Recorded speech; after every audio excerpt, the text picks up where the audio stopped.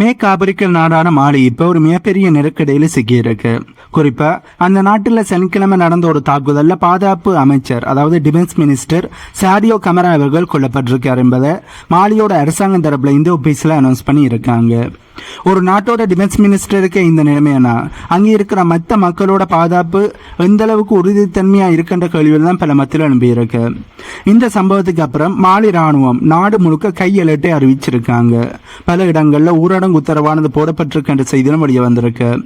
அதே நேரத்தில் மாலியோட ராணுவத்துக்கும் அங்கே இருக்கின்ற தீவிரவாத குழுக்களுக்கும் இடையிலான சண்டையும் போரும் மிக பெருசா இப்ப இடம்பெற ஆரம்பிச்சிருக்கு. ஆனா இப்ப நடக்கின்ற இந்த பிரச்சனை மாலிக்குள்ள நடக்கின்ற உள்நாட்டு பிரச்சனை என்று நீங்க சாதாரணமா சொன்னா அது உண்மை இல்லை. இதனை உள்நாட்டு பிரச்சனையை பார்க்க முடியாது. இதற்கு பின்னாட ரஷ்யாவோட வேக்னார் படை இருக்கு, பிரான்சனுடைய பழைய ஆதிக்கம் இருக்கு. அதாவது பிரான்சோட ஆதிக்கமானது மாலியில இருந்து வெளியே போனதுக்கும் அந்த இடத்துக்கு ரஷ்யா உள்ள வந்ததுக்கும் இடையில மாலி ஒரு மிகப்பெரிய ஒரு அரசியல் சதுரங்க களமா மாறி இருக்கு என்பதுதான் உண்மை. நிஜமாகவே அங்க என்ன நடக்குது, பாதுகாப்பு அமைச்சரோட அதாவது டிஃபென்ஸ் மினிஸ்டரோட கொலைக்கு பின்னாடி இருக்கிற மர்மம் என்ன, ரஷ்யா இதுக்கு என்ன பதில் கொடுக்க போறார்கள், இது எல்லாத்தையும் பற்றி தான் இந்த வீடியோல நாங்க தெளிவாக பார்க்க போறோம். வீடியோக்குள்ள போறதுக்கு முன்னாடி நம்ம சேனலை சப்ஸ்கிரைப் பண்ணி பக்கத்துக்கு பெல் ஐகானை கிளிக் பண்ணி வைங்க. அப்பதான் நான் போடக்கூடிய வீடியோஸ் நீங்க உடனுக்குடன் பார்க்க முடியும். வாங்க இப்ப வீடியோக்குள்ள போலாம். முதல்ல நடந்த விஷயத்தை நாங்க ரொம்ப தெளிவா பார்ப்போம். சனிக்கிழமை அன்னைக்கு மாலியோட டிஃபென்ஸ் மினிஸ்டர் சாடியோ கமரா அவர்கள் அவரோட வீட்டில் இருந்தப்போ ஒரு தற்கொலை படை தாக்குதலானது நடந்திருக்கு. இதுல அவர் உயிரிழந்ததை மாலியோட அரசாங்கமே இப்ப கன்ஃபார்ம் பண்ணிட்டாங்க. ஆனா இதேதோ திடீர் தாக்குதலான்னு பார்த்தா இல்ல. மாலி நாட்டில் இருக்கிற கிடல் மற்றும் கதி போன்ற முக்கியமான நகரங்களில் தீவிரவாத குழுக்கள் பயங்கரமான தாக்குதலை தொடர்ந்து செய்து கொண்டிருக்கிறார்கள். எங்க நாட்டை மிரட்ட பார்க்கிறவங்களுக்கு தகுந்த பதிலடி கொடுப்போம்னு ராணுவம் இப்போ களத்தில் இறங்கி அந்த தீவிரவாதிகளுக்கு எதிரான தாக்குதல் செய்ய ஆரம்பிச்சிருக்கிறார்கள். இதனால இப்ப மாறியே மிகப்பெரிய ஒரு போர்க்களமா மாறி இருக்கு. சரி, ஏன் இந்த தாக்குதல், ஏன் தீவிரவாதிகள் இப்படி தாக்குதலை நடத்தினார்கள் என்ற கேள்வி கண்டிப்பா உங்களுக்கு எழும்பும். இங்கதான் நாம அரசியலை கவனிக்கணும். மாலி நாட்டில் இருந்து பிரான்சோட படைகள் வெளியேறினதுக்கு பிறகு மாலியோட அரசாங்கம் ரஷ்யாவினுடைய வேக்னார் குரூப்பினுடைய உதவியை நாடியிருந்தார்கள். இது அமெரிக்காவுக்கும் ஐரோப்பிய நாடுகளுக்கும் மிகப்பெரிய ஒரு எச்சரிக்கை ஏற்படுத்தி இருந்தது. இன்னும் ஒரு பக்கம் மாலிக்குள்ள இருக்கின்ற உள்நாட்டு கிளர்ச்சி குழுக்களும் அல் கொய்தா அமைப்போட தொடர்புடைய அமைப்புகளும் ஒன்னா சேர்ந்து இப்ப மாலியோட அரசாங்கத்துக்கு எதிரான போரை அறிவிச்சிருக்காங்க. ஒரு பக்கம் மாலியில் இருக்கின்ற வளங்கள், இயற்கை வளங்கள், தங்கம், யுரேனியம், இப்படி மிகப்பெரிய இயற்கை வளங்கள் கொட்டி கிடக்கு. அது ஒரு பக்கம் இருக்க, இன்னும் ஒரு பக்கம் மாலியோட அரசாங்கத்தை கவிட்டு மாலியோட கட்டுப்பாட்டை எடுக்கணும் என்று துடிக்கின்ற மேற்குலக நாடுகள். இப்படி மாலிக்கு இருக்கின்ற இயற்கை வளங்களை கட்டுப்படுத்தணும் என்பதுதான் மேற்குலக நாடுகளோட இலக்கு. இதற்காகத்தான் இந்த போரை, இந்த தீவிரவாதிகளை பயன்படுத்தி அவர்கள் போரை ஆரம்பிச்சிருக்கிறார்கள். இந்த இடத்துல மாலியோட அரசாங்கத்துக்கு சப்போர்ட் பண்றது ரஷ்யா. அங்க இருக்கின்ற தீவிரவாதிகளுக்கு மேற்குலக நாடுகள் சப்போர்ட் பண்ணி ரஷ்யா வேசஸ் மேற்குலகம் என்ற சண்டை தான் இப்ப மாலியில போகுது. ஆகவே மாலிக்கு நடக்கிற சண்டை வெறும் உள்நாட்டு கலவரம், உள்நாட்டு போரண்டு நினைச்சு இதனை கடந்து போக முடியாது. இங்க மாலியில உலக அரசியலானது விளையாடி கொண்டிருக்கு என்பதுதான் உண்மை. இப்ப லேட்டஸ்டா வந்த நிலவரத்தின்படி மொத்தி அப்படிங்கிற இடத்துல வர்ற மே 30 வரைக்குமே முழு ஊரடங்கு உத்தரவானது போடப்பட்டிருக்கு. பொதுமக்களை வீட்டுக்குள்ளேயே இருக்க சொல்லி இருக்கிறார்கள் மாலியோட அரசாங்கம். கிடல், அதாவது மாலியில இருக்கின்ற கிடல் நகரம் கிட்டத்தட்ட கிளர்ச்சியாளர்களோட கைவசம் போயிருக்கேன் கிளர்ச்சியாளர்கள் தரப்புல இருந்து சொல்லியிருக்காங்க. ஆனா மாலியோட ராணுவ தரப்புல இருந்து இல்ல அது எங்களுடைய கட்டுப்பாடுக்கு தான் இருக்குன்னு சொல்லி இருக்கிறார்கள். அண்ட் தங்களோட மொத்த பலத்தையும் திரட்டி இந்த தீவிரவாத தாக்குதலுக்கு எதிராக தீவிரவாதிகளுக்கு எதிரான பதிலடி கொடுப்போம் என்பதையும் மாலியோட அரசாங்கம் சொல்லியிருக்காங்க. ஆனா மாலியோட டிஃபென்ஸ் மினிஸ்டர் கொல்லப்பட்டதால ராணுவத்துக்குள்ளேயே ஒரு சின்ன பயமும் குழப்பமும் வந்திருக்கலாம் என்னும் சர்வதேச வல்லுநர்கள், முக்கியமா மேற்குலக நாடுகளுக்கு சப்போர்ட் பண்ற வல்லுநர்கள் தங்களுடைய கருத்துக்களை சொல்லி இருக்கிறார்கள். இப்ப எல்லாரோட மனசுல இருக்கிற மிகப்பெரிய கேள்வி, மாலியோட டிஃபென்ஸ் மினிஸ்டரையே கொண்டுட்டாங்க, இதுக்கப்புறம் ரஷ்யா சும்மா இருக்குமா என்பதுதான். கண்டிப்பா சும்மா இருக்க மாட்டார்கள்.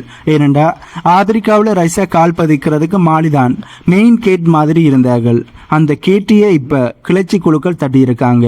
இதுக்கு ரஷ்யா கொடுக்க போற பதில் ரொம்ப பயங்கரமா இருக்கும் என்பதுதான் நிறைய வல்லுநர்களோட கருத்து. சரி, ரஷ்யா எந்தெந்த விதத்துல இதுக்கு எதிரான நடவடிக்கையில் ஈடுபடுவார்கள் என்பதை நாங்க இப்ப தெளிவா பார்ப்போம். அதுல முதல் விஷயமா ஆப்பிரிக்கன் கோப்ஸை ரஷ்யா பயன்படுத்துவார்கள். ஏற்கனவே இந்த ஆப்பிரிக்க நாடுகளில் வேக்னா குரூப்னு சொல்லப்படுகின்ற ரஷ்யாவோட கூலிப்படை இருக்கு.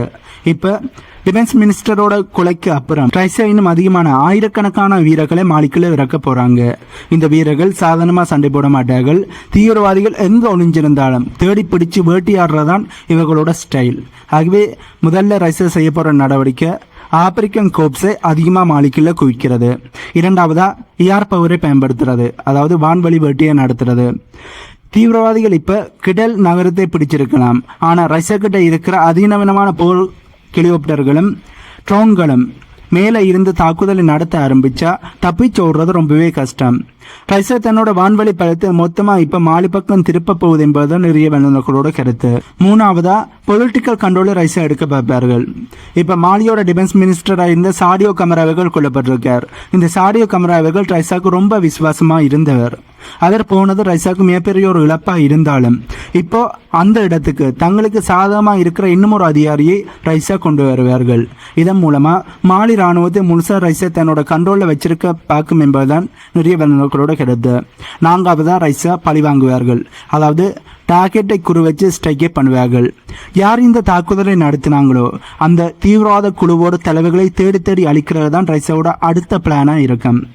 எங்க ஆட்களை நீங்க தொட்டா நாங்க விடமாட்டோம் அப்படிங்கிற ஒரு செய்தியை உலகத்துக்கு சொல்வதற்கான ரஷ்யா துடித்து இந்த தாக்குதலை மேற்கொள்வார்கள். ரொம்ப துடிப்பா இந்த தாக்குதலை மேற்கொள்வார்கள். கடைசி ரஷ்யா என்ன சொல்ல போறாங்கன்னா, பாத்தீங்களா, பிரான்சோட படைகளை வெளியேற்றிய உடனே மேற்குலக நாடுகளும் பிரான்ஸும் ஒன்னா சேர்ந்து கிளர்ச்சியை தூண்டிவிட்டு இந்த சதியை செஞ்சிருக்காங்க அப்படின்னு பெரிய ஒரு அரசியல் பிரச்சாரத்தை ரஷ்யா பண்ண ஆரம்பிப்பார்கள். இது ஆப்பிரிக்காவில் இருக்கிற மற்ற நாடுகளையும் ரஷ்யா பக்கம் இழுக்க அவங்க ஒரு நல்ல வாய்ப்பா பயன்படுத்துவார்கள்.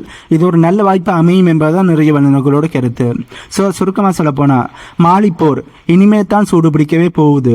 ரஷ்யாவோட அக்ரெசிவ் ஆட்டம் இனிமே தான் இங்க ஆரம்பிக்க போகுது என்பதுதான் நிறைய வல்லுநர்களோட கருத்து. ஏன்னா இந்த ஆப்பிரிக்காவோட கண்ட்ரோல் இருக்கணும்னா சகல் ரீஜனானது ரஷ்யாவோட கண்ட்ரோல்ல இருக்கணும். சகல் ரீஜன் ரஷ்யாவோட கண்ட்ரோல்ல இருக்கணும்னா மாலி முக்கியமா ரஷ்யாவோட கண்ட்ரோல்ல இருக்கணும். ஆகவே இந்த மாலிலேயே இப்படி ஒரு ரஷ்யா விரட்டி அடிப்பதற்கான நடவடிக்கை போகும்போது ரஷ்யா இப்ப கொடுக்க போற பதிலடி ஆப்பிரிக்காவில் இருக்கிற மற்ற நாடுகளில் ஏதாவது ஒரு கையை வைப்பதற்கு மேற்குலக நாடுகளை யோசிக்க வைக்கிற அளவுக்கு இருக்கும் என்பதுதான் நிறைய வல்லுநர்களோட கருத்து. ஆகவே ரஷ்யா எப்படியான பதிலடியை கொடுக்க போறாங்க என்பதை நாங்கள் வெயிட் பண்ணி தான் பார்க்கணும். இப்ப எல்லாருக்கும் ஒரு முக்கியமான கேள்வி எழும்பும், மாலியோட ராணுவத்தையும் ரஷ்யாவும் எதிர்க்கிற இந்த கிளர்ச்சி குழுக்கள், அதாவது தீவிரவாதிகளுக்கு பின்னாடி யார் இருக்காங்க என்பது. இந்த கேள்வி கண்டிப்பா எழும்பிய உடனே பல பேர் தங்களுடைய கையை நீட்டுற ஒரே ஒரு இடம் பிரான்ஸை நோக்கித்தான். ஏன் எல்லாரும் பிரான்ஸ் மேல சந்தேகப்படுறாங்கன்னு கேள்வி எழும்பும். இதற்கு சில ஸ்ட்ராங்கான காரணங்கள் இருக்கு. Revenge factor. பல வருஷமா மாலியை தன் பிடியில வச்சிருந்த 2 வருஷத்துக்கு முன்னாடி மாலியோட அரசாங்கம் பிரான்ஸ் படைகளை வெளியேற்றணும்னு சொல்லி கழுத்தை பிடிச்சு பிரான்ஸை வெளியே அனுப்பிட்டாங்க. அந்த அவமானத்துக்கு பழிவாங்க பிரான்ஸ் இப்ப கிளர்ச்சி குழுக்களுக்கும் தீவிரவாதிகளுக்கும் மறைமுகமா உதவி செய்ய வாய்ப்பு இருக்கிறதான்னு பேசப்படுது. இரண்டாவது, ரஷ்யாவோட வருகை ஆப்பிரிக்க நாடுகளில் ரஷ்யாவோட ஆதிக்கத்தை தடுத்து நிறுத்துவதற்கான நடவடிக்கை. பிரான்ஸ் வெளியேறின அதே இடத்துல இப்ப ரஷ்யாவோட வேக்னா குரூப்பானது வந்து உட்கார்ந்து இருக்காங்க. ஆப்பிரிக்காவில் ரஷ்யாவோட செல்வாக்கு அதிகமாகிறது பிரான்ஸுக்கும் சரி மற்ற ஐரோப்பிய நாடுகளுக்கும் சரி சுத்தமா பிடிக்கல. இதனால ரஷ்யாவுக்கு ஒரு நெருக்கடியை கொடுக்கணும்னா மாலியை அமைதியா இருக்க விடக்கூடாது என்பதும் இந்த பிளானா இருக்கலாம் என்று சொல்லப்படுது. அடுத்ததான் இன்டெலிஜென்ஸ் ஷேரிங்க பிரான்ஸ் எதிர்க்கக்கூடிய வாய்ப்புகள் இருக்கு. மாலியோட டிஃபென்ஸ் மினிஸ்டரோட நடமாட்டம், அவர் எப்ப வீட்டுக்கு வருவார் அப்படிங்கிற துல்லியமான தகவல்கள் அந்த நாட்டு உளவுத்துறைக்கு, அதாவது மாலியோட உளவுத்துறைக்கு முழுமையா தெரியாம இருக்கலாம். ஆனா பல வருஷமா மாலிலேயே முகாமிட்டு இருந்த பிரான்ஸோட உளவுத்துறைக்கு மாலியோட ஒவ்வொரு அணுவும் அத்துப்படியா இருக்கும். அந்த தகவல்களை பிரான்ஸ் தான் அங்க இருக்கின்ற தீவிரவாதிகளுக்கு கொடுத்திருக்கலாம் எனும் ஒரு சந்தேகமானது வலுவா இருக்கு. அடுத்ததா கிளர்ச்சியாளர்களோட பிரான்ஸ் இருக்கின்ற பழைய தொடர்பு. மாலி நாட்டில் இருக்கின்ற துவாரெக் கிளர்ச்சி குழுக்களுக்கும் பிரான்ஸுக்கும் இடையில முன்னாடியே சில உடன்படிக்கைகள் இருந்ததாகவும் ஒரு பேச்சானது இருக்கு. எதிரிக்கு எதிரி நம்பனுங்கிற கதையா இப்ப மாலி ராணுவத்தை பலவீனப்படுத்த பிரான்ஸ் இவங்களை ஒரு கருவியா பயன்படுத்தி இருக்கிறதாகவும் சொல்லப்படுது. அடுத்ததா வெப்பன் சப்ளை. திடீரென தீவிரவாதிகள் கையில நவீனமான ஆயுதங்களும் ட்ரோன்களும் எப்படி வந்துச்சு என்ற கேள்வி எழும்பும்.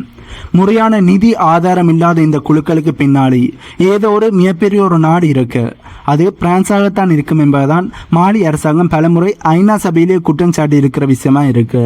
ஆகவே இதற்கு பின்னாடி பிரான்ஸ் இருக்கிறார்கள் என்று சொல்வதற்கு இந்த காரணங்களை சொல்ல முடியும். இதற்கு நேரடியான ஆதாரங்கள் இப்போதைக்கு சொல்ல இல்லாமல் இருக்கலாம், கொடுப்பதுக்கு இல்லாமல் இருக்கலாம். ஆனால் ஆப்பிரிக்காவில் இருந்து பிரான்ஸோட ஆதிக்கம் கொஞ்சம் கொஞ்சமாக மறைஞ்சு வர்றதை பிரான்ஸால ஏற்றுக்க முடியலை. அதனால நாங்கள் இல்லாமல் உங்களால் நிம்மதியாக இருக்க முடியாதுன்னு காட்டுறதுக்காகவே பிரான்ஸ் இப்படி ஒரு ஆட்டத்தை ஆடி இருக்கக்கூடிய வாய்ப்புகள் இருக்குன்னு அரசியல் வட்டாரத்தில் பேச்சானது போய்கொண்டிருக்கு. அது மட்டும் இல்லாமல் இப்போ ஐரோப்பிய நாடுகளுக்கு யுரேனியமானது தேவை. இப்போ உலகத்தில் யுரேனியம் தேவை என்றால் அனைத்து நாடுகளுமே ரஷ்யாவை நோக்கி தான் போகிறார்கள். பட் ஐரோப்பாவுக்கும் ரஷ்யாவுக்கும் இடையில உறவானது சுமூகமாக இல்லாதபடி, அதிலே முக்கியமாக ரஷ்யா உக்ரைன் போர் ஆரம்பித்த பிறகு ஐரோப்பாவுக்கும் ரஷ்யாவுக்கும் இடையில் ஆகவே ஆகாது. இந்த சூழ்நிலையில் ஐரோப்பிய நாடுகள் ரஷ்யாட்ட யுரேனியம் வாங்க போகக்கூடாது, ரஷ்யாட்ட கையேந்த கூடாதுன்றதுக்காண்டி மாற்று வழிகளை தேடுகிறார்கள். பிரான்ஸோட ஆதிக்கம் மாலியில் இருந்தபோது மாலியில் இருந்த யுரேனியத்தை பிரான்ஸ் தான் கொள்ளையடித்து கொண்டு போனாங்க. பட் இப்போ பிரான்ஸ் துரத்தி அடிக்கப்பட்டதால் இங்கே இருக்கின்ற யுரேனியம் ரஷ்யாவுக்கு போகும். ஆகவே ரஷ்யாட்ட போய் யுரேனியம் வாங்கக்கூடாது, நாங்கள் வேறு வழிகளை யோசிக்கணும் என்றால் இந்த மாலி பிரான்ஸ் மற்றும் ஐரோப்பிய நாடுகளோட கண்ட்ரோலில் இருக்கணும்.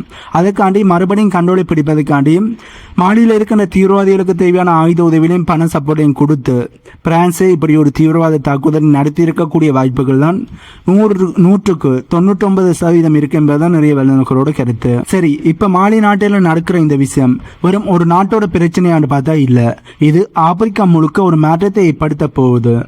ரஷ்யா, அமெரிக்கா, பிரான்ஸ்னு 3 பெரிய சக்திகளும் இங்க மறைமுகமா மோதிக்கொண்டு இருக்காங்க என்பதுதான் உண்மை.